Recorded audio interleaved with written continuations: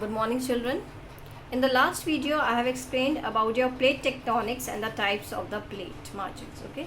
Now, and we'll be continuing with the topic. That is, I have told you that in the previous time, in the that is in the olden times, all the continents they were in combined form, and it was whole combined continent. It was called as the Pangaea, and it was surrounded by only one ocean that was called as the Panthalassa. It is having only one sea in between, that was Tethys Sea. This Pangaea and the Panthalassa, it has some meaning also. Pan means all and Gaea means earth. That's why that is all the earth combined together, that is called Pangaea. Panthalassa means pan means all, Thalassa means ocean. That all the oceans combined together, that's why the name given as Panthalassa. See, this Pangaea, it will consist of the two parts, Gondwana land and Angara land. Gondwana land includes India, Africa, South America, Australia and Antarctica. Whereas that is the southern part, India, South America, Africa, Australia and Antarctica as your Gondwana land. North America, then your Europe and Asia as your Angara land. So later on, this supercontinent, it's separated from each other or drifted from each other and took the formation of the today's world. I told you earlier that in the center only one sea was there, that was Tethys Sea. Okay, suppose this is Tethys Sea.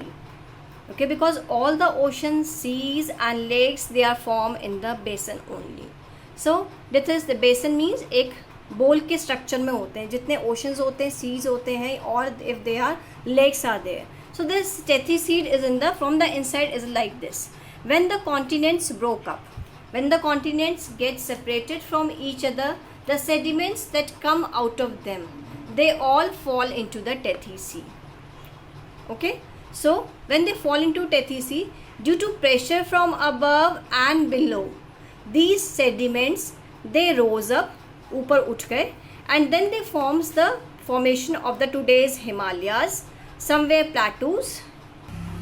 So when these sediments rose up, they form today's Himalayas. Somewhere plateaus are formed, somewhere valleys are formed when these sediments rose up. Okay, after that, the northern plains, how they are formed after the formation of the Himalayas, when the rivers start coming out.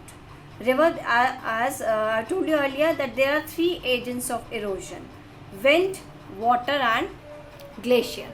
So these are the three agents of erosion. So when the river starts coming out of the Himalayas, they start doing its erosional activities.